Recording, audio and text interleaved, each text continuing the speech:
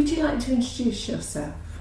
Hello, my name's Tony Ourris. I'm the owner and I also run Anthony Webb Estate Agents. I'm also the owner of Palm Springs Southgate Life magazine. So which areas does your agency Anthony Webb cover? We cover a wide area. If we actually look at the complete area, it's everywhere from the borders of the M25 up to the borders of the congestion charge, which is City Road. That's the large area that we cover. But I would say 95% of our business is in Palmer's Green, Southgate, including the Lakes Estate, which covers both of those areas, Winchmore Hill, Bowes Park, Arnold's Grove, New Southgate, but mainly Palmer's Green and Southgate and Winchmore Hill. Those are our main three areas. That's lovely. Now, you started this magazine, which you've just spoken about. Now, many organisations have a regular monthly column in this magazine, including Palmer's Green Tales, so thank you for that. Why did you start it, and has the response been positive? I started it in February last year. Initially, it was more of an extra bit of marketing for my agency, Anthony Webb Estate Agents. But very quickly, I saw that the community was very interested in the historical articles in the magazine, as well as other community things that are going on in the area. And we very quickly developed it into a community magazine that I just happened to be funding, basically. No, it's lovely, and wherever I go, people talk about the lovely articles about the history of Palmer's Green, so thank you very much for that. I think we get people coming in pretty much every day saying thank you, or saying they like the magazine, or can they have issue number, whatever, because they missed that particular issue, or so on. So yes, I've heard this comment many times. That's lovely. Could you tell us a bit about the charities you support and why for any particular charity? I support many charities through my agency.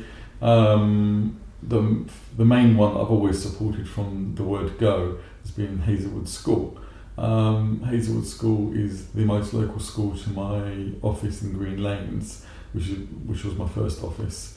And I've always felt that I'm earning my income from the local community. I should give something back to the local community, and by giving something back to the most local school, which happens to be Hazelwood, that way I'm giving it to the children who are the future of the community. So that's one of the reasons I support Hazelwood.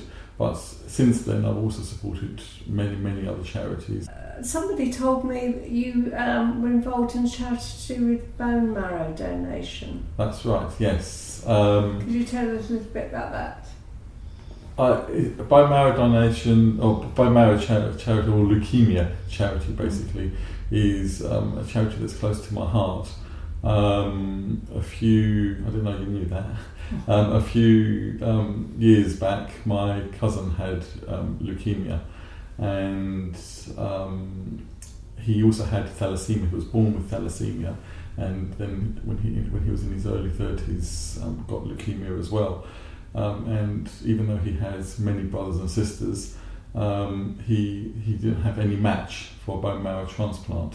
So they started looking to the extended family, and I instantly knew that I would be a match. So I was a bone marrow donor to my cousin, who is now in his mid-40s, survived, and has become the first person in the world. He's now in medical history books. He's the first person in the world through one bone marrow transplant to cure both leukemia and thalassemia in one go. Gosh, that's amazing. He's the first person in the world. I don't know if it's happened since, but he's definitely the first one. Gosh, I didn't realise that thalassemia could be even cured. So that is wonderful. Now, I saw you at the wonderful Creative Exchange Arts and Crafts Fair. which I understand you support as well. It was a wonderful event, and you provide a gallery in your offices. That's correct. So why do you do this? Are you interested in the arts? Admittedly, I wasn't as much as I have been in the last 2 to 3 years, partly due to my wife. My wife is a big art fan. She's a member of the Tate Modern down the road from where she works, and we went on a couple of dates there, which has sort of opened my eyes, and I saw things differently. But I've done it in Palmer's Green and Southgate as a two-pronged approach, partly for business reasons to get foot traffic into my offices, but mainly again to support something that I thought was a worthy cause in the area. It brings the community together. It has brought a whole new array of people coming into my shops, and it's a very popular feature on the back cover of the magazine. Now, you mentioned previously about your support for Hazelwood Hazelwood schools. Is education important to you? I know you support other schools and their events as well. I think education is important to all of us.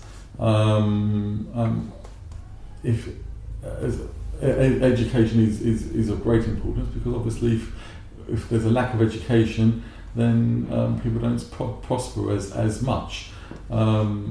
Saying that, my father left school at the age of 9, and he's become a very successful businessman. So that's not always the case, but I do think education will be is a very helpful tool in our toolbox that we need for life. Now, I understand that yours is also an important voice in the Green Lanes Business Association.